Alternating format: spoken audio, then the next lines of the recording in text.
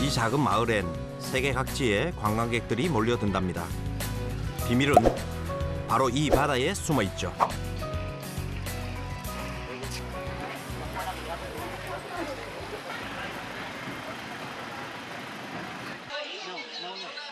그 주인공은 바로 이 물고기.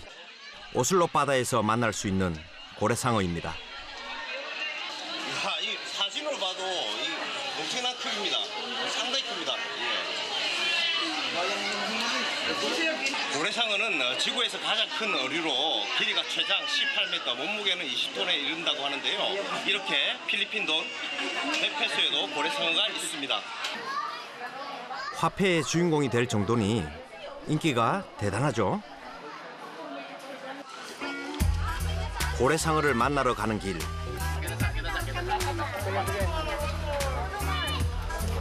해변에서 묘기에 가까운 동작을 선보이는 젊은이들이 있었는데요. 아마 체조 선수들이 놀러 온 모양입니다.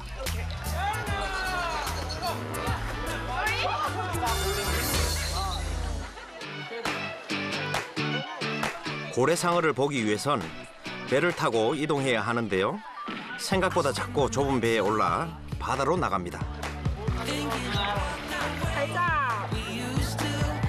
육지에서 멀지 않은 곳, 배들이 멈춰 서 있는데요.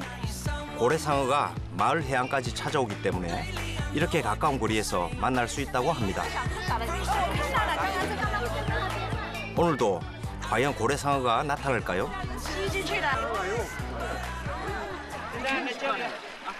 그때 수면 위로 보이는 검은 물체, 바로 고래상어 지느러미입니다. 한두 마리가 아닌데요. 지느러미만 봐도 그 크기가 어느 정도인지 짐작됩니다. 여기저기서 출몰하는 고래상어.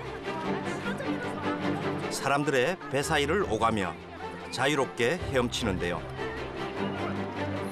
조용한 거인이라는 별명이 있을 정도로 성격이 온순하다더니 사실이었습니다. 언뜻 보이는 거대한 몸집. 고래상어를 좀 더 가까이서 보려면 물속에 들어가야 합니다.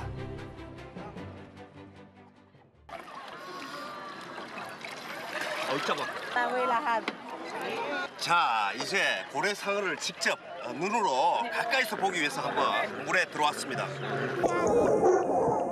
스노클링 장비를 착용하고 바닷물에 잠수.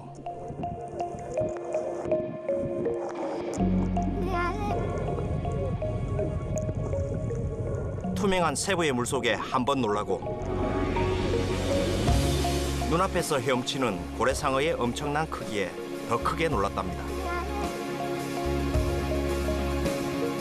지구에서 가장 큰 물고기라는 말이 실감나는 몸의 길이. 하지만 고래상어는 몸집과 다르게 겁이 많다고 알려져 있습니다. 바로 곁에서 함께 헤엄치니 친근감마저 느껴졌는데요.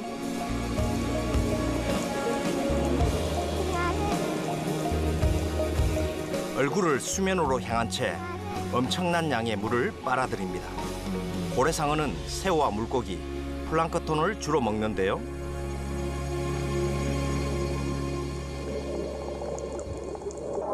지금 입을 벌리고 바로 제 앞에 입을 벌리고 있습니다. 한번 보십시오. 이야, 정말 바로 지금 한 30cm, 40cm 거리인데요.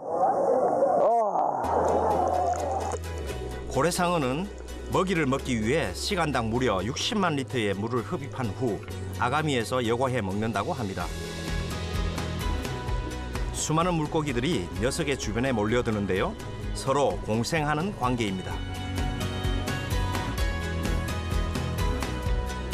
먹이를 흡입하는 고래상어. 눈앞에서 펼쳐지는 이 광경이 실로 놀라울 따름입니다.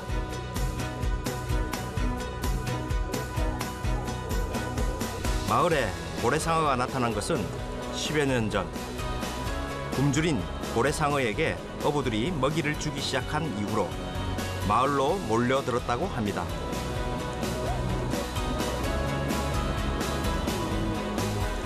그 후로 작은 어촌 마을은 관광 명소가 되었습니다. 이게 고래상어가요, 이 부지불식간에 눈앞에 나타났다가 또 잠시만 하늘을 팔면 바로 사라지는데요. 그만큼 민첩성이 좋은 것 같습니다. 이 고래가 몸집은 크지만. 어부와 고래상어의 교감이 불러온 아주 특별한 풍경은 오슬로 바다에서 매일 펼쳐지는데요.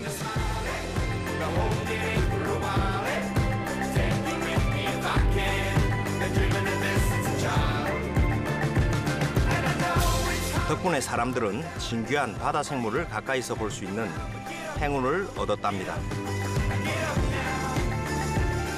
하지만 절대 고래상어를 만지면 안 되겠죠.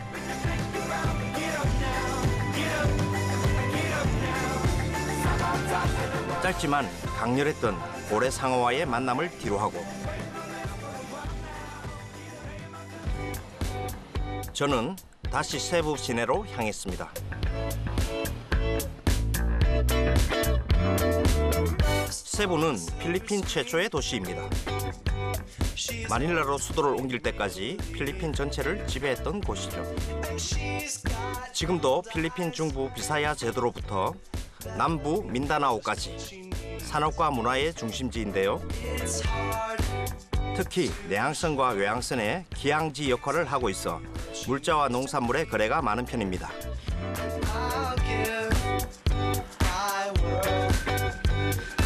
연중 날씨는 온화하지만 태풍이 자주 발생해 큰 피해를 입기도 하는데요.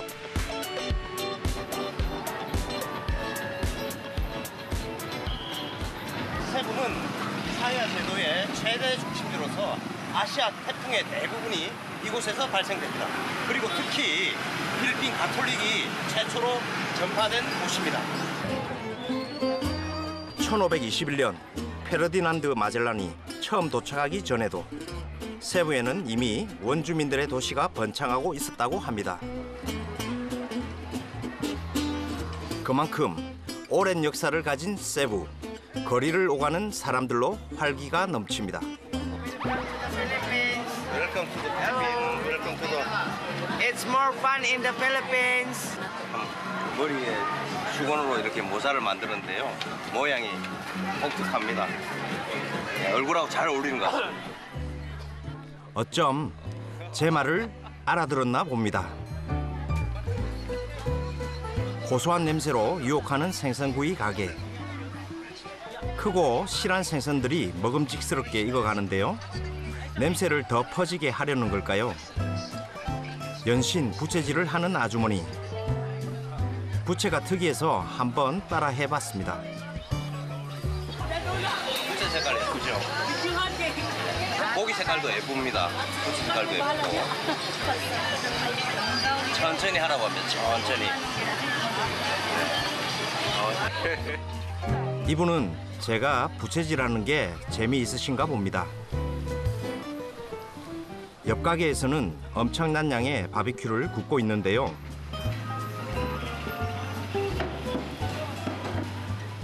제 발을 결국 멈춰 세웠습니다. 이게 숯불로 노릇노릇하게 이렇게 구워서 정말 먹으면 맛있을 것 같습니다. 그래서 하나를 주문했는데요. 칼로 툭툭 쳐서 봉투에 넣어주면 요리 끝.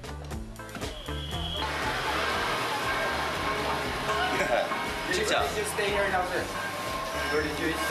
간이 짭짤하게 잘 되어 있고요. 또 숯불에 느긋하게 구워서 그런지 맛이 좋습니다. 시장에서 맛보는 통큰 바비큐로 여행의 즐거움을 더하고 새 힘도 얻었답니다.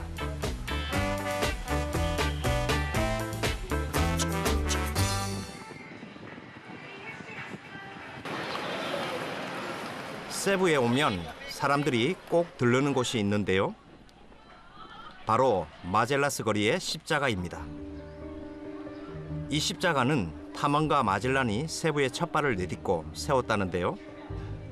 마젤란은 필리핀에 최초로 기독교를 전파한 것으로 알려져 있습니다. 포르투갈의 탐험가 마젤란이 1521년 필리핀에 처음으로 도착한 이후에 최초로 만든 십자가라고 하는데요. 그 높이는 3m에 달한다고 합니다.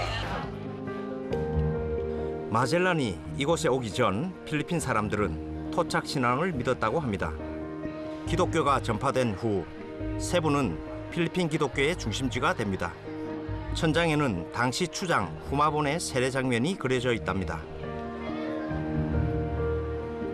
십자가가 있는 팔각전 바로 옆에는 필리핀에서 가장 오래된 종교 유적지 산토니뇨 교회가 자리해 있습니다. 약 450년 전에 건축되었다는데요. 마젤란이 선물해 주었다는 아기 예수상이 교회에 보관되어 있어 1년 내내 기도하는 사람들의 발길이 이어지는 곳이죠. 촛불에 담긴 간절한 기도들. 사람들은 무엇을 위해 기도할까요?